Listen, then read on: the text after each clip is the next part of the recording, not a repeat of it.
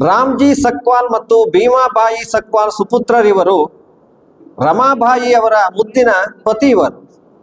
ಭಾರತ ಸಂವಿಧಾನದ ಶಿಲ್ಪಿ ಬಿರುದಾಂಕಿತರಿವರು. ಭಾರತ ರತ್ನ ಪಡೆದ ಹೆಮ್ಮೆಯ ಭಾರತೀಯರ ಅನರ್ಘ್ಯ ರತ್ನ ಇವರು.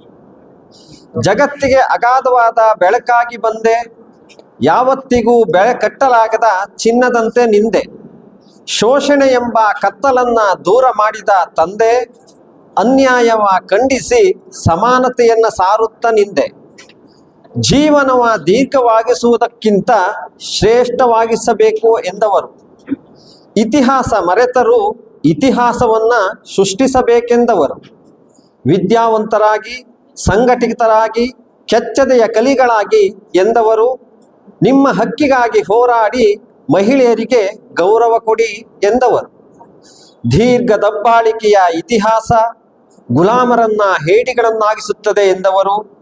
ಸ್ವಾತಂತ್ರ್ಯವಿಲ್ಲದೆ ಸಮಾನತೆ ಅರ್ಥಹೀನ ಎಂದವರು.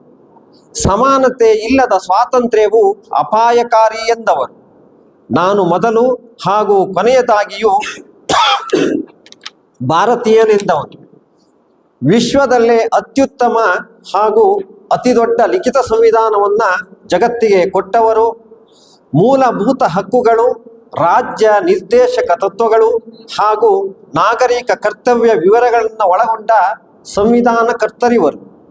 ಪುಸ್ತಕವನ್ನ ಮಿತ್ರನಾಗಿ ಮಾಡಿಕೊಂಡರೆ ನೀನಾಗುವೆ ಸಾಧಕ ಎಂದವರು. ಹರಿದ ಬಟ್ಟೆ ಮೈ ಮೇಲಿದ್ದರೂ ಚಿಂತಿಸಬೇಡ, ಕೈಯಲ್ಲಿ ಒಂದು ಪುಸ್ತಕವಿರಲಿ ಎಂದವರು. ಬದುಕಿದರೆ ಹುಲಿ ಸಿಂಹಗಳಂತೆ ಬದುಕಬೇಕೆಂದವರು. ಮೊದಲ ಕಾನೂನು ಮಂತ್ರಿಯ ಪಟ್ಟ ಏರಿದವರು. ವೈಸರಾಯನ ಕಾರ್ಯಕಾರಿ ಸಮಿತಿಯಲ್ಲಿ ಮಂತ್ರಿಯಾದವರು. ಇವರೇ ನಮ್ಮ ಹೆಮ್ಮೆಯ ಭಾರತ ರತ್ನ ಡಾಕ್ಟರ್ ದಾದಾ ಸಾಹೇಬ್ ಅಂಬೇಡ್ಕರ್ ಅವರು. ಇವರೇ ನಮ್ಮ ಹೆಮ್ಮೆಯ ಭಾರತ ರತ್ನ ಡಾಕ್ಟರ್ ದಾದಾ ಸಾಹೇಬ್ ಅಂಬೇಡ್ಕರ್. ಅವಕಾಶಕ್ಕಾಗಿ ಧನ್ಯವಾದ.